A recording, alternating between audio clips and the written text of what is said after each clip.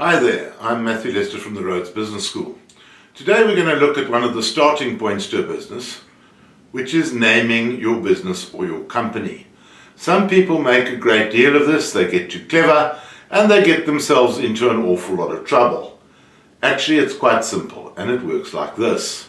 We start off with the different types of trading entities. So we've already seen in this series that we have individuals trading as a sole proprietor, or they might get into a partnership. We can have a trust, which we don't particularly want, or we can start a company. We've already said in this series that trusts are a little bit complicated, so let's keep out away from that one. Right, now depending on which entity you choose is how much complexity goes into the name of the entity. If you want to start a business, you've got a lot of latitude on the name. Nobody's really going to cause too much fuss because the business name is not regulated except through the common law. So you only have to watch out for making off or trying to get an advantage by using somebody else's name.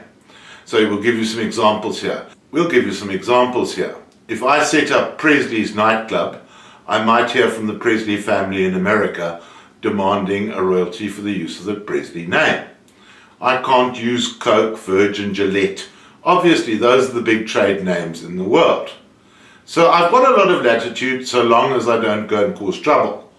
There have been some examples of those who've used big names and taken them on. One was an alumni of the Rhodes Business School, Justin Nurse. He took on the Black Label name with Black Labor, and he took it all the way to the Constitutional Court and he won. But you don't want to do that. That's just going to cost you a whole lot of money.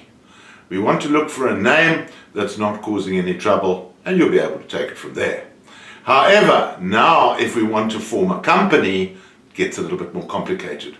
Then you have to work through the company commission. And we have to say a name must be chosen and reserved for a company before it can even be formed. And the name must be in one of the official languages. That should be easy enough. But the mustn'ts are the big problem that we come up against. The name must not be the same of any other company or any other company's name that has been reserved with the company's commission to prevent people making off on it. And then the name mustn't have any of the isms in it that may cause offense. This results in people sending in quite a few names to the company's office in the hope that one of them will get through.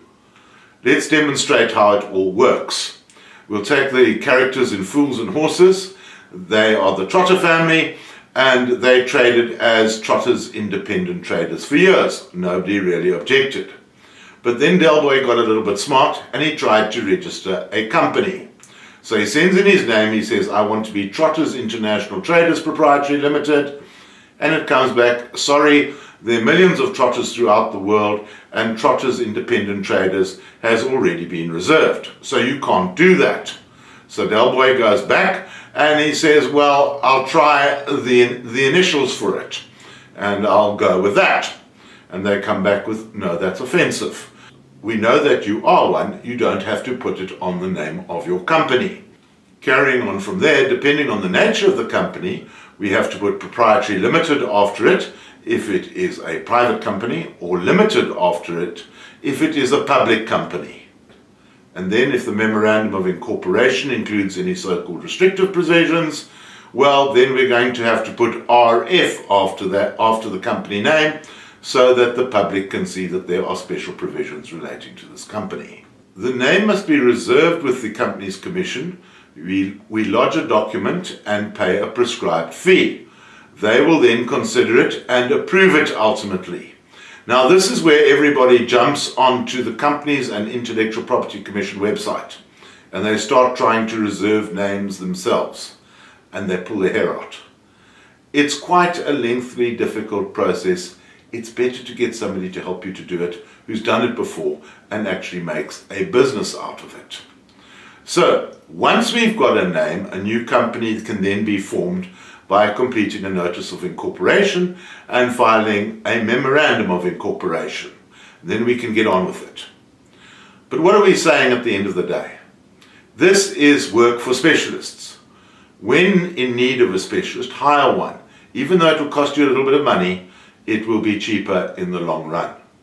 I'm Matthew Lester at the Rhodes Business School. Thanks for your attention.